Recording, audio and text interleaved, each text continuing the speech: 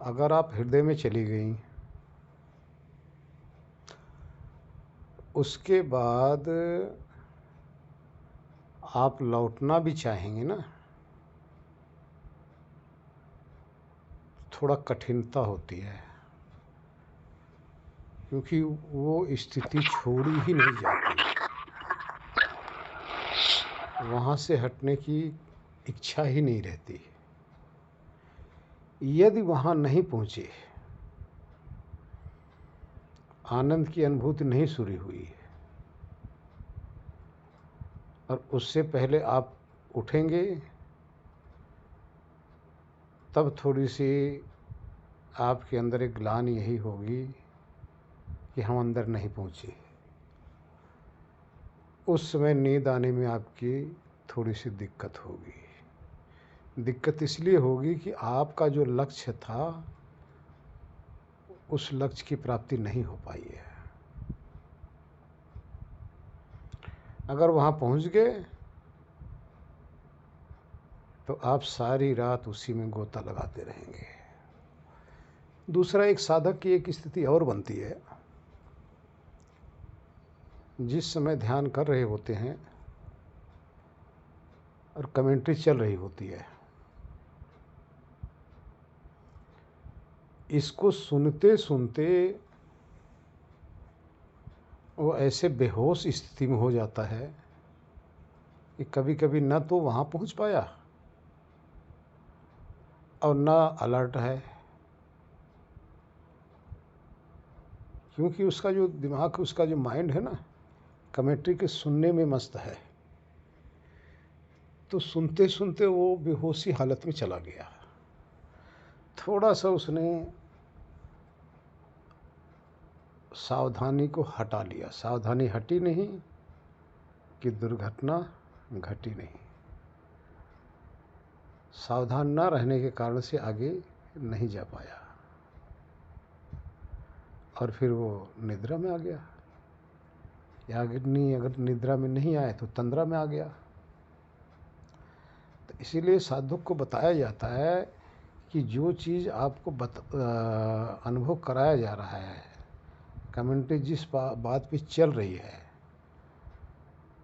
उस वस्तु का या उस पदार्थ का या उसको अनुभूति करते रहना है। अनुभूति अगर चली गई तो आप वहाँ से हट जाएंगे, आगे नहीं जा पाएंगे। तंद्रा या निद्रा, या आप उठ जाएंगे। इसलिए सावधानी रखने की जरूरत होती है। समाधि आत्मा की अति अलर्ट अवस्था है। बहुत ही सावधान स्थिति का नाम समाधि है, और पूर्ण होश युक्त और पूर्ण सात्विकता के द्वारा यहाँ जाया जाता है। जरा सा भी इसमें राजसी प्रवृत्ति आई नहीं, तामसी प्रवृत्ति आई नहीं कि भटकन आने लग जाती है। इसलिए शुद्ध सात्विक भाव से ही समाधि लग पाती है। जिस भाई बहन में ये त्रुटियां हैं उसको ठीक कर लें। सावधान रहें, नारायण। जो जहाँ भी पहुँचा है पीछे नहीं आना, वापस नहीं आना। उसका अभ्यास पूर्ण रूप से प्रतिदिन 1 बार 2 बार 3 बार जितना हो सके, जब भी समय मिले, समय निकाल कर अभ्यास करते रहना। फिर आप लोगों को बार बार बता दे रहा हूँ, अगर एक दिन भी अगर आपने अभ्यास छोड़ दिया तो आप 1 महीने के पीछे चले जाएंगे। इसलिए जितना भी हो सकेगा, कम समय हो सकेगा, लेकिन करो ज़रूर।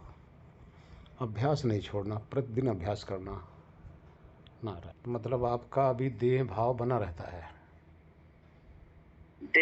देह भाव तो नहीं बना रहता है, जैसे कि ध्यान में हम जी देह भाव नहीं जा रहा है तो आप जागृत में थोड़ा सा अभ्यास कीजिए। जागृत में अभ्यास कैसे करोगे? किसी भी पदार्थ को, दूर के पदार्थ को देखते हुए अपने आप को दृष्टा स्वीकार करो। जब आपको दृष्टा रूप का पूर्ण रूप से जब भान होने लग जाएगा,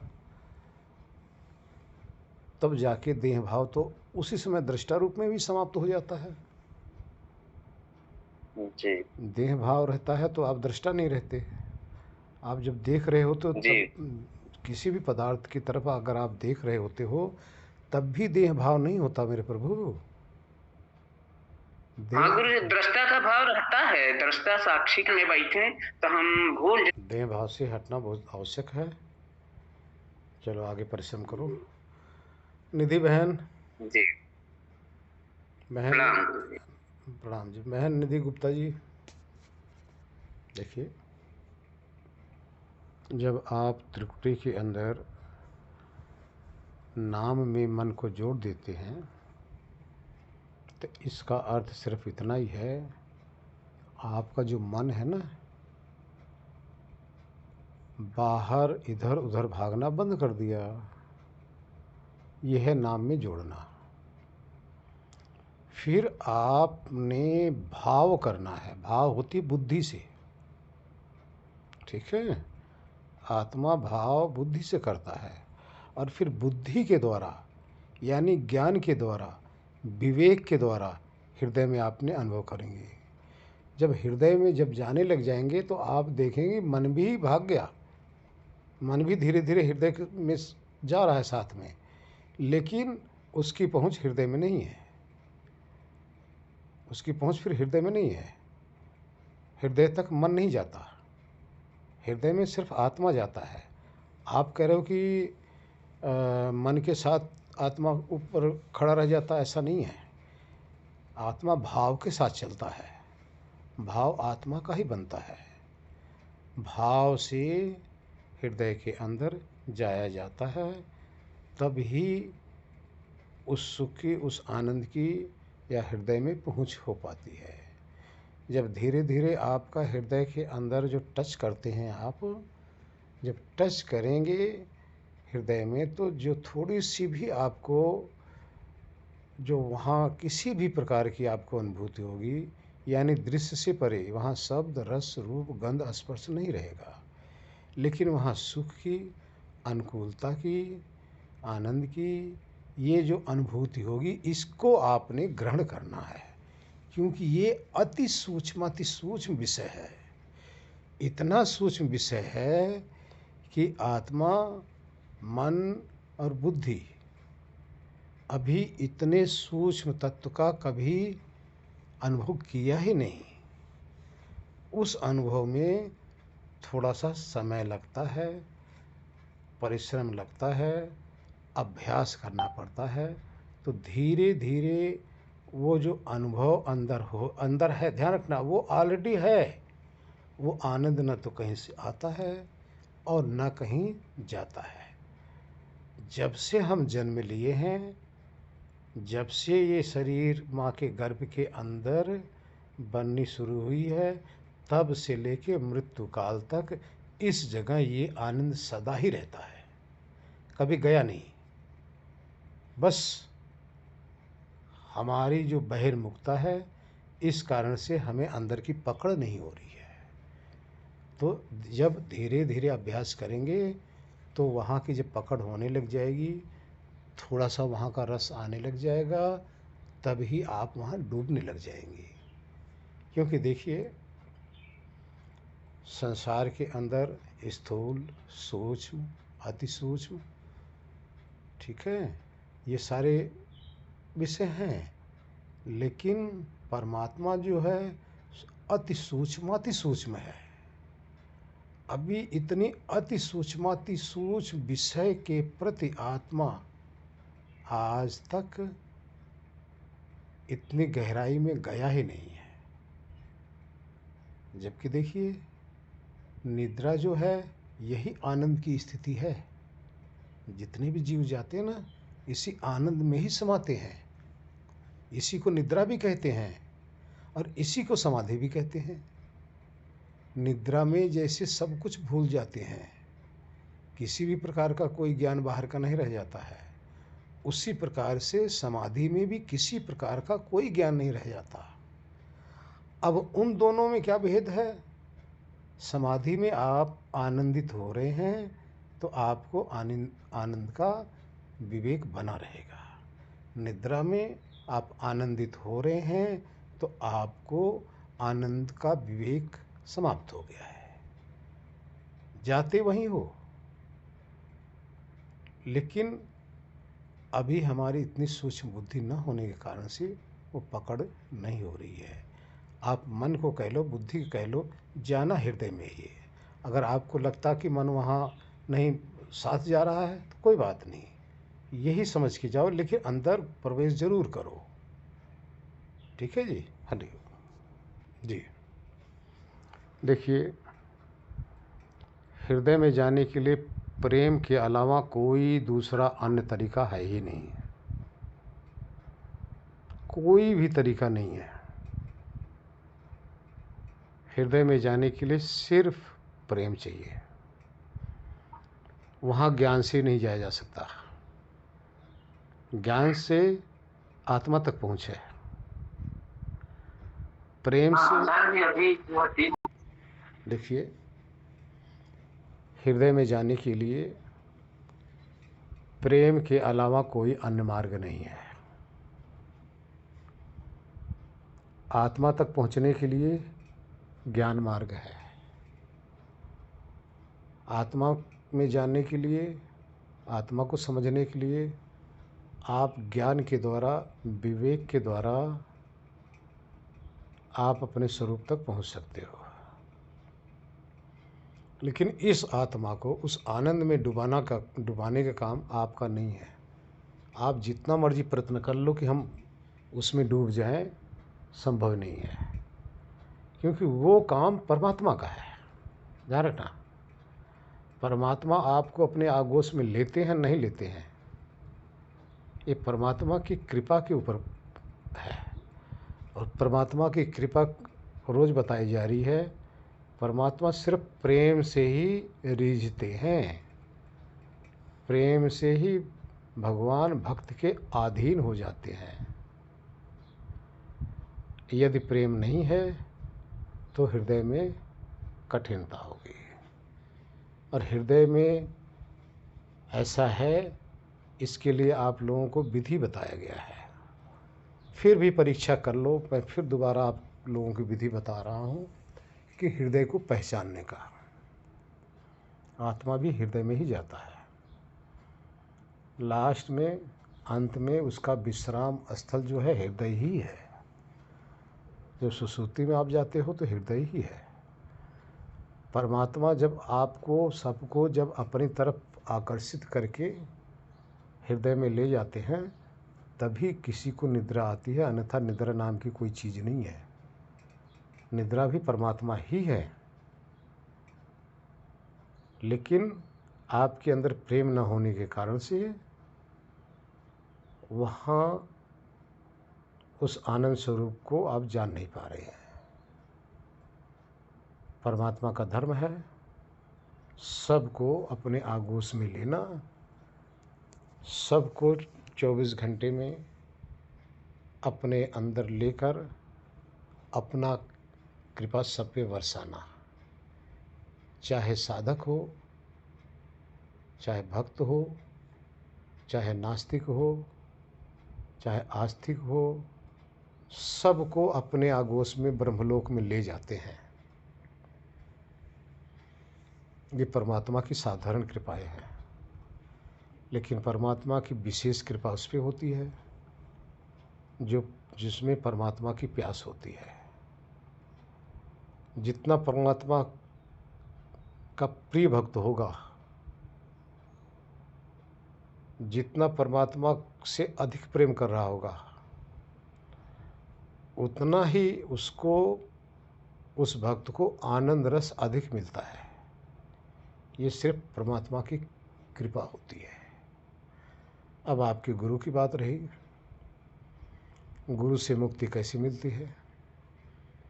गुरु का तो एक ही ध्येय होता है।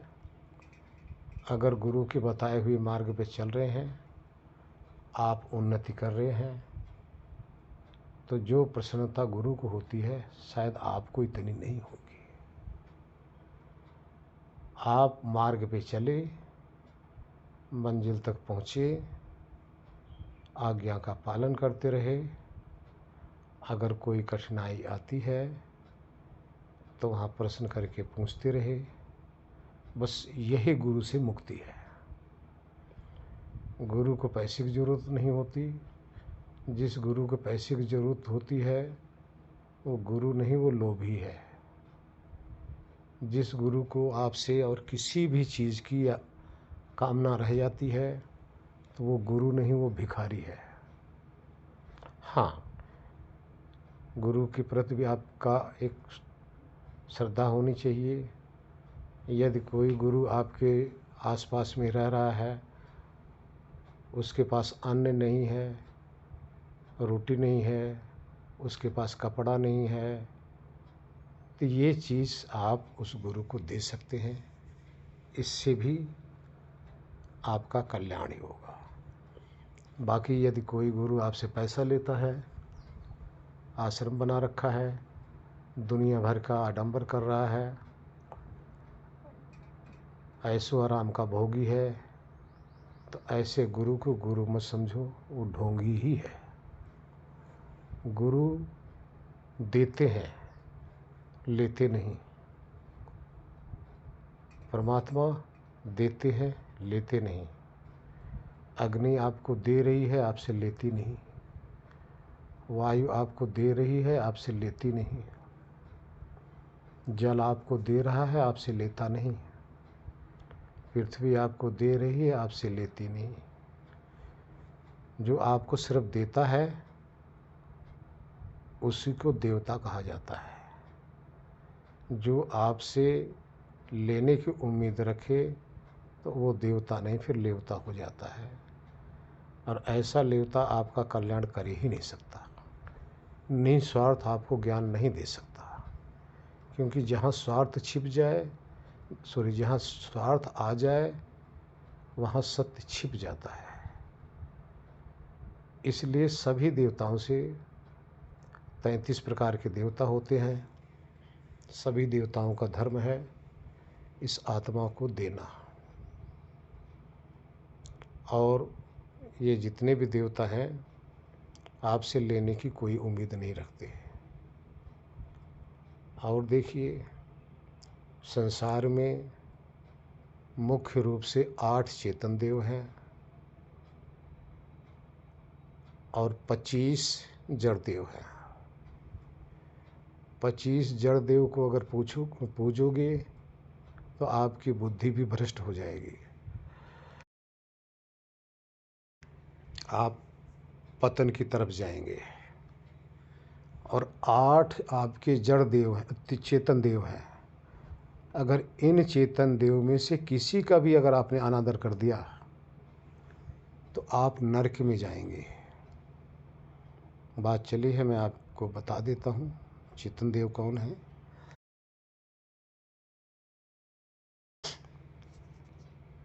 आपका माता सबसे प्रथम देवता है। कभी किसी को चाहिए अनादर नहीं करना चाहिए।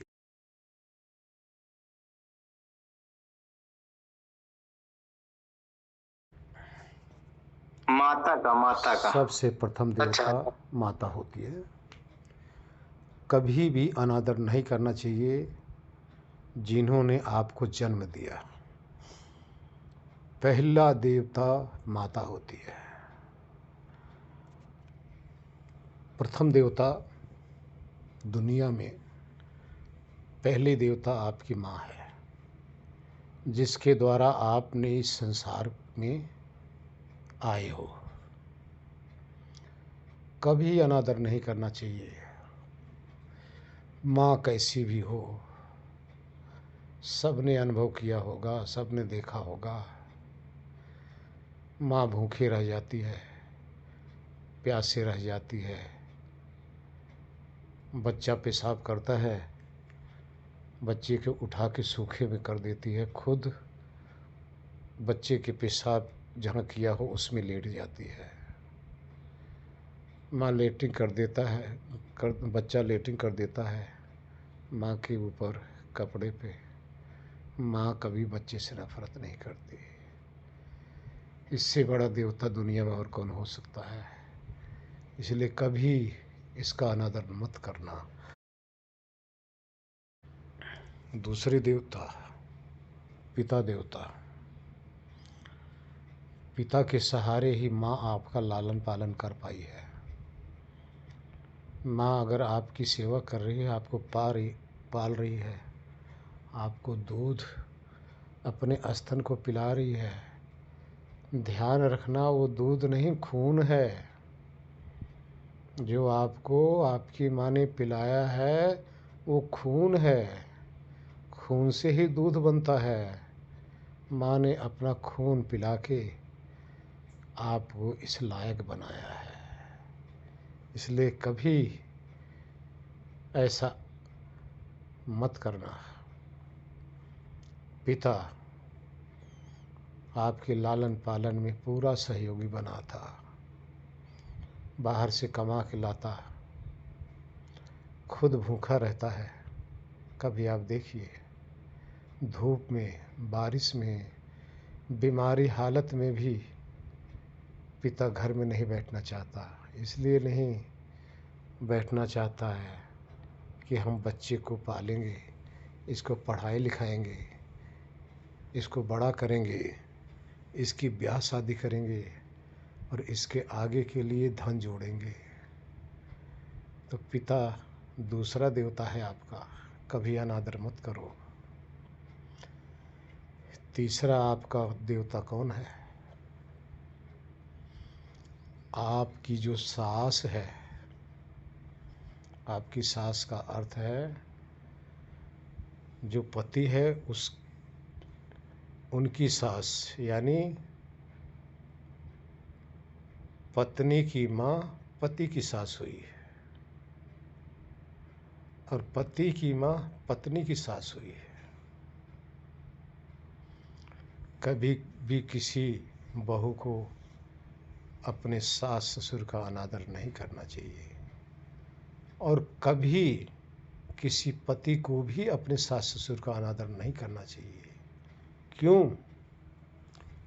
क्योंकि उन्होंने ही आपको जीवन साथी दिया है, जिसके साथ आपने जीवन व्यतीत किया है। ये उनकी कृपा से मिला है।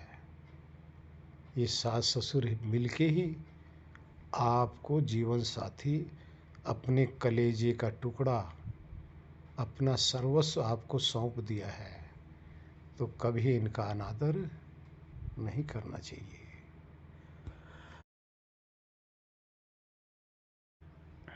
आगे देखिए, पति और पत्नी।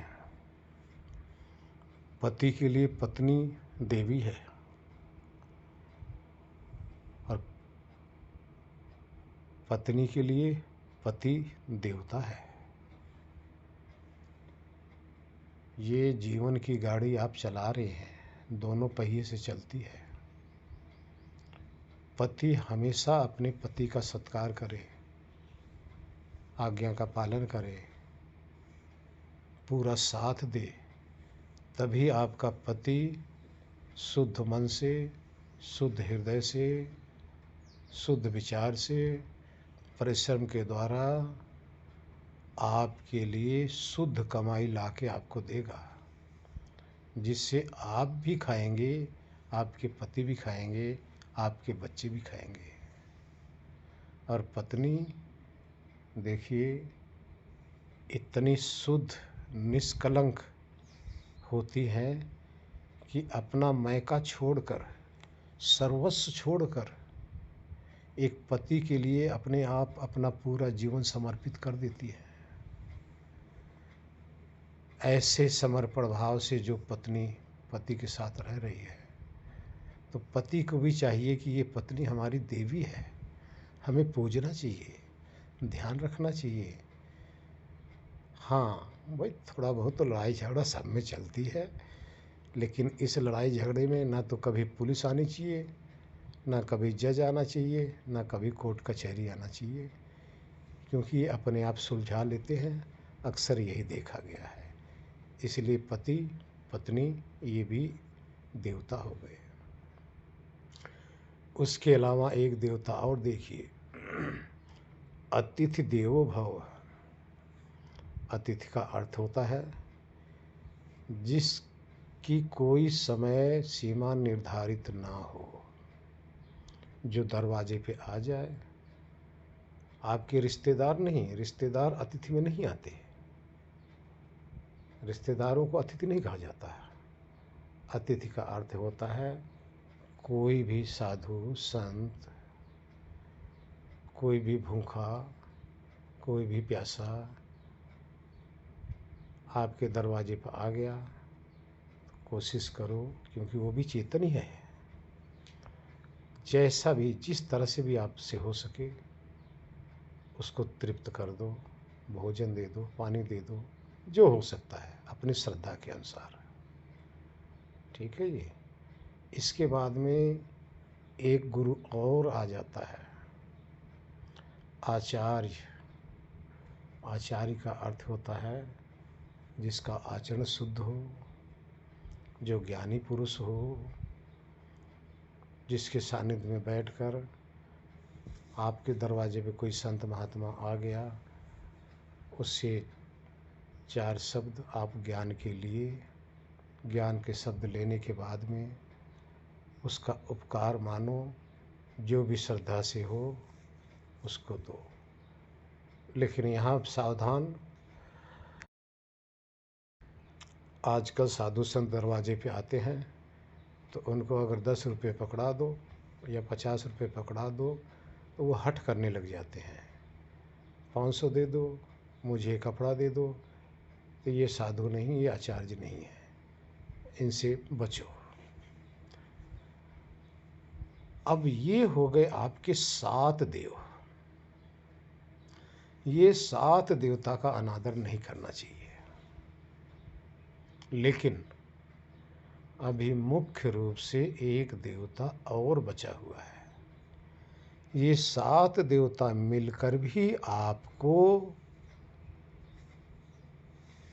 इस मृत्यु सागर से पार नहीं लगा सकते। इस मृत्यु लोक में ही भटकाने वाले हैं ये। इसलिए ये 7 देवता तो हैं, पूजनीय है, श्रद्धानीय है, इनका श्रद्धा से सेवा करो, अनादर मत करो। लेकिन ये आपके नरक के ही साथी हैं, ध्यान रखना, स्वर्ग के साथी नहीं है।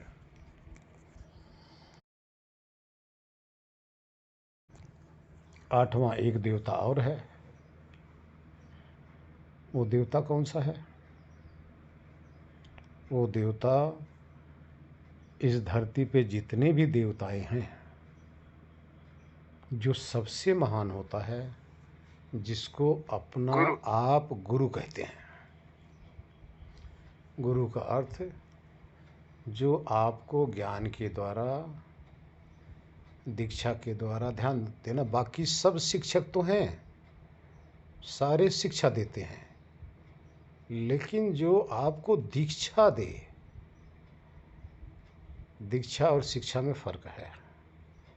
जो दीक्षा दे और दीक्षा के द्वारा आपको इन समस्त देवताओं से छुड़ाने का भी प्रयत्न करे और आपके देह से भी छुड़ाने का प्रयत्न करे, और 25 प्रकार का जो जड़ देवता हैं इनसे भी छुड़ाने का प्रयत्न करे, इनसे छुड़ाकर इनसे मुक्त करा के आपको आपका असली स्वरूप का जो अनुभव कराए, ये इन सभी देवाधिदेव, उसको महादेव कहा जाता है। वो आपको ब्रह्मदेव, ईश्वर देव, परमात्मा से मिलाने का प्रयत्न करता है। वो सबसे उत्तम है। इसलिए आप लोग कभी भी अपने गुरु, जो भी आपके गुरु होंगे,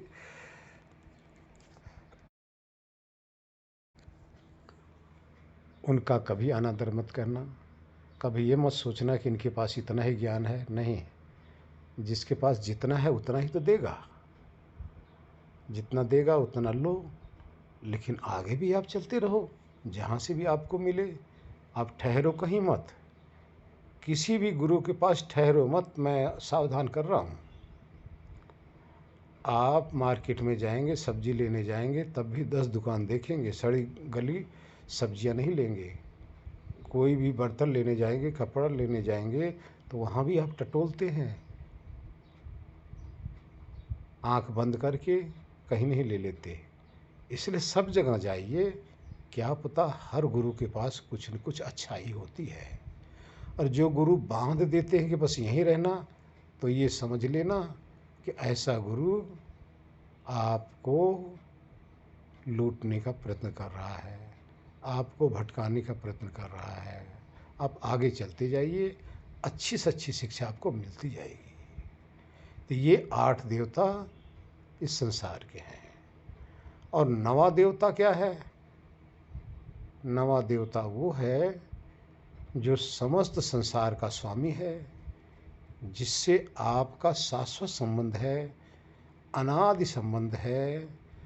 जो उससे मिलाए वो आपका सतगुरु है। वो आपके और परमात्मा के मध्य में बैठकर आपको परमात्मा से मिलाने का प्रयत्न करता है। अब उसकी अपनी कोशिश है, जितनी वो कोशिश कर सकता है वो करेगा। आप ना करेंगे तो आपकी गलती होगी।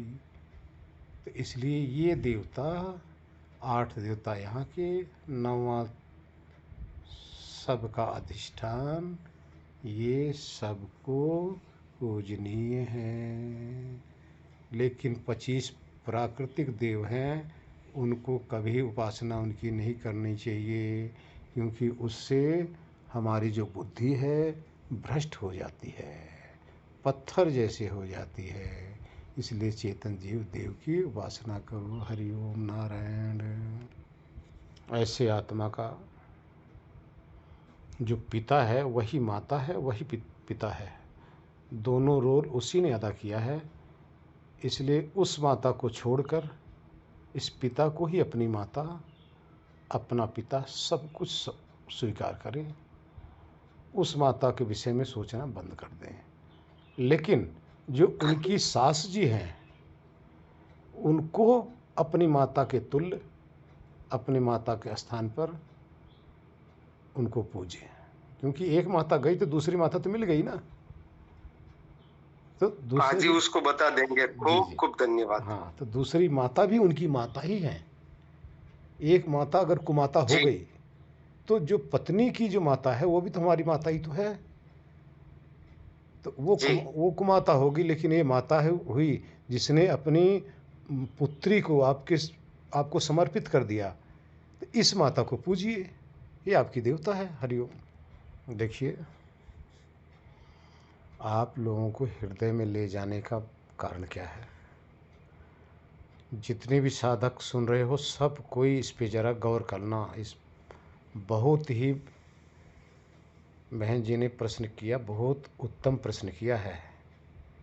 ये सबके लिए लाभदायक है और सबके समक्ष आएगा।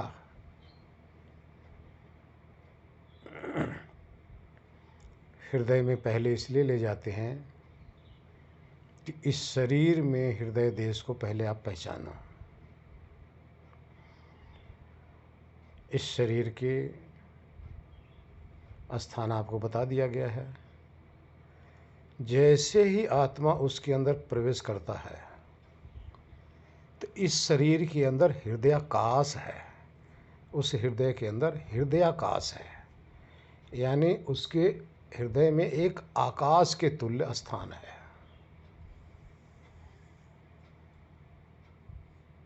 उसी को हृदयाकाश कहते हैं। वहाँ जैसे ही आप प्रवेश करेंगे, उससे पहले तो आपको हृदय का स्थान का पता चलेगा, लेकिन जैसे ही आप हृदय में डुबकी लगाएंगे, यहाँ से आप गायब हो जाएंगे। आप उस आकाश के अंदर आप प्रवेश कर जाएंगे, जिसको हृदयाकाश कहा जा रहा है। वहाँ आप शून्य हो जाएंगे। वहाँ जाते ही आपको इस शरीर से संबंध खत्म हो जाएगा। शरीर संसार का किसी भी प्रकार का कोई जानकारी, कोई भी ज्ञान संभव ही नहीं। जितना ये महान आकाश है, उससे भी महान आकाश हृदयाकाश को कहते हैं। उसके अंदर आपके जाते ही सबसे शून्य हो जाओगे, उस निराकार स्थिति में पहुंच जाओगे, जहां निराकार आत्मा निराकार आकाश के तुल्य परमात्मा के अंदर गोते लगाने लग जाता है, जो आनंद स्वरूप आकाश है। ये जो आकाश दिखाई दे रहा है, यहाँ आनंद की अनुभूति नहीं होगी, लेकिन हृदयाकाश रूपी जो आकाश है, उसमें आनंद ही आनंद भरा होगा। उसी आनंद के अंदर आपकी पहुंच हो जाएगी। वहाँ जब स्थिरता हो जाएगी, तब उसको आप तभी समझो कि हम ब्रह्मलोक में अब आ चुके हैं। हृदयाकाश ही ब्रह्मलोक है। वो आपको वहाँ आगे जाके अनुभव करना है। हिंदू बहन ने ये प्रश्न आज उठा दी, यहाँ तक अभी हम बताए भी नहीं थे और बताना भी नहीं चाह रहे थे अभी, लेकिन इन्होंने बहुत ही आगे का प्रश्न करके इन्होंने आगे का पता, आगे का एड्रेस हमारे से पूछ लिए। तो उसी हृदयाकाश में जो चला जाएगा, उसका पुनरावृत्ति नहीं होती। जो अभी सिर्फ हृदय में तो जा रहा है, लेकिन हृदयाकाश में जाके भ्रमण नहीं कर रहा है, उसकी पुनरावृत्ति अभी होगी। इसलिए इंदु बहन जी, आप बहुत ऊंचे जा चुकी हैं। उसी हृदयाकाश के अंदर आप रहो। वहाँ जाने वाला कभी भी इस संसार के प्रति सोच ही नहीं सकता। ये संसार उसको अच्छा ही नहीं लगेगा। बार बार प्रयत्न वहीं का करना है। सबसे लेकिन एक चीज है, उसी विराट स्वरूप में जाएंगे। विराट शून्य के अंदर आप वहाँ ठहरेंगी, तब आनंद प्रकट होने लग जाएगा। अभी आपने सिर्फ वहाँ की झलक देखी है। एक बार वहाँ आप पहुँचे हैं, वहाँ पे ठहरेंगे, तभी आनंद हर तरह से आपको घेर लेगा। कभी ऐसी स्थिति में जाके भय भी लगता है, ध्यान रखना, भयभीत मत होना। ये परमात्मा की कृपा होगी। पहुंचने वाली थी, इसलिए इसी स्थान को ब्रह्मलोक कहते हैं। ये हमारा अंतिम पड़ाव है। यहाँ पहुँचो। अब इसके विषय में ज़्यादा अधिक व्याख्या अब यहाँ की नहीं करूँगा।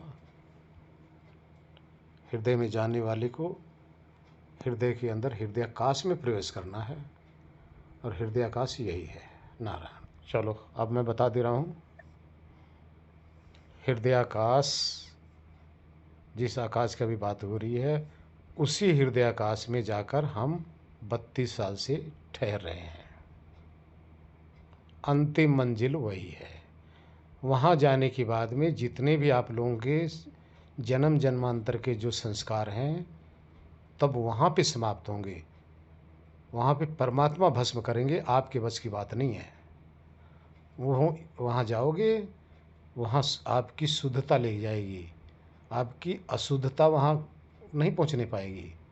आपकी शुद्धता के कारण से ही आप वहाँ पहुँच पाएंगे, और समस्त आपका जितना भी अच्छे बुरे कर्म हैं, पाप पुण्य है, सब वहाँ जाके परमात्मा अपनी गोद में बिठाकर, उस हृदयाकाश में बिठाकर आपको बिल्कुल स्वयं अपने हाथों, जिसको कहते हैं नहला धुला के जैसे माता करती है, इसी तरह से आपकी सारी गंदगी हटाकर आत्मा को प्योर कर देंगे, तो उस समय आत्मा को अपना साक्षात शुद्ध स्वरूप का अनुभव और परमात्मा का ज्ञान हो पाएगा। हरिओम नारायण। अभी जब आप त्रिकुटी के पीछे से आप झांक रहे हो, यहाँ सिर्फ आपको झलक मिल रही है, साक्षात्कार नहीं हो रहा है। आपको थोड़ा सा अनुभव हो रहा है कि हाँ भाई ऐसे मैं हूँ, लेकिन यहाँ पे भी आपकी बुद्धि, आपके कर्म, सब कुछ आपके विराजमान है। उस स्थिति में आपकी प्योर स्थिति आएगी। उसके बाद में उस ब्रह्मानंद स्थिति के बाद में समाधि बताया गया है, ये तीसरी समाधि होगी। आनंदानुभूति संप्रज्ञा समाधि होगी। उसके बाद में आगे आपको कैवल्य स्वरूप अर्थात शुद्ध आत्मा की स्थिति का पता चलेगा। उससे पहले आपका कैवल्य स्वरूप है ही नहीं। आपने आत्मा का थोड़ा सा ज्ञान, झलक आपने पाया हुआ है, लेकिन अभी मल सहित हो, अमल नहीं हुई हो। नारायण तो बताना है, और वो आप लोगों को ठीक बताते है, हैं। किसी के प्रति हम ठीक है, कटाक्ष ठीक। नहीं करते। प्रभु की हवाएं जहाँ भी बहेंगी, खुशी से बहेंगे, भी हंसते रहेंगे। ये प्रभु की हवाएं जहाँ भी बहें, खुशी से बहेंगे, भी हंसते रहेंगे। ये सांझो सकारे प्रभु के नजारे, ये सांझो सकारे प्रभु के नजारे। ये काले अंधेरे, ये गोरे उजाले, ये काले अंधेरे, ये गोरे उजाले, बहुत प्यारे प्यारे प्रभु के इशारे। हम उसके ही रंगों में खिलते रहेंगे। ये प्रभु की हवाएं जहाँ भी बहें, खुशी से बहेंगे, भी हंसते रहेंगे। ये मादक बहार, ये रस की फुहार, ये मादक बहार, ये रस की फुहार। ये प्रभु का है आलम, प्रभु की पुकारे, प्रभु का है आलम, प्रभु की पुकारे। हमें है बुलाती, हमें है बुलाती, हम उसकी ही धुन पर मचलते रहेंगे। ये प्रभु की हवाएं जहाँ भी बहें, खुशी से बहेंगे, भी हंसते रहेंगे।